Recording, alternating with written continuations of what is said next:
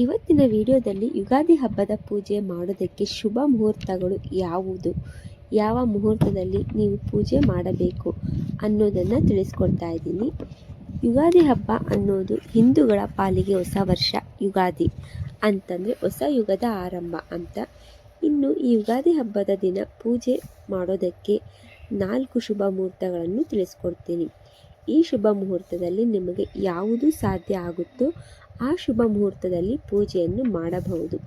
ಮೊದಲಿಗೆ ಯುಗಾದಿ ಹಬ್ಬದ ಪ್ರತಿಪಾದದ ತಿಥಿ ಯಾವಾಗ ಆರಂಭವಾಗಿ ಯಾವಾಗ ಅಂತ್ಯಗೊಳ್ಳುತ್ತೆ ಅಂತ ತಿಳ್ಕೊಳ್ಳೋಣ.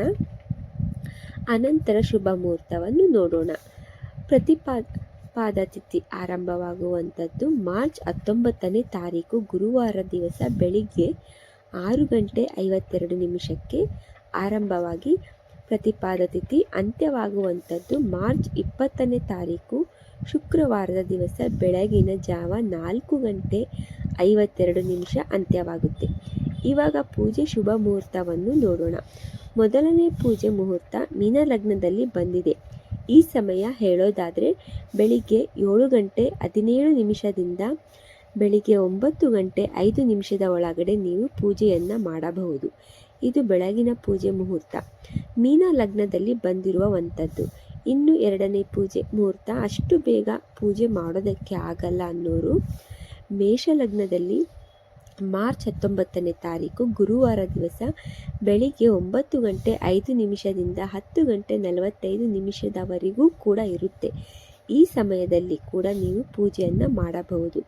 ಆ ಸಮಯದಲ್ಲೂ ಕೂಡ ಪೂಜೆ ಮಾಡೋದಕ್ಕೆ ಆಗೋಲ್ಲ ಅನ್ನೋರು ಮಾರ್ಚ್ 19ನೇ ತಾರೀಕು ಗುರುವಾರ ದಿವಸ ಬೆಳಿಗ್ಗೆ 11:30 12:30 ಒಳಗಡೆ ಕೂಡ ಮಧ್ಯಾಹ್ನದ ಪೂಜೆಯನ್ನು ಮಾಡಬಹುದು.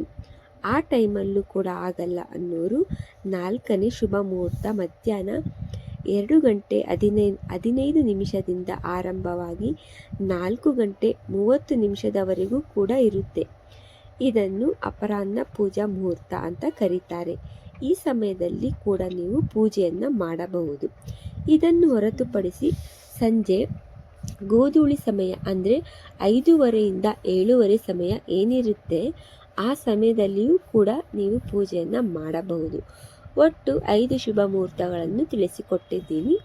ಈ 5 ಶುಭ ಮುಹೂರ್ತಗಳಲ್ಲಿ ನಿಮಗೆ ಯಾವುದು ಸಾಧ್ಯ ಆಗುತ್ತೆ ಆ ಒಂದು ಶುಭ ಮುಹೂರ್ತದಲ್ಲಿ ನೀವು ಪೂಜೆಯನ್ನು ಮಾಡಬಹುದು.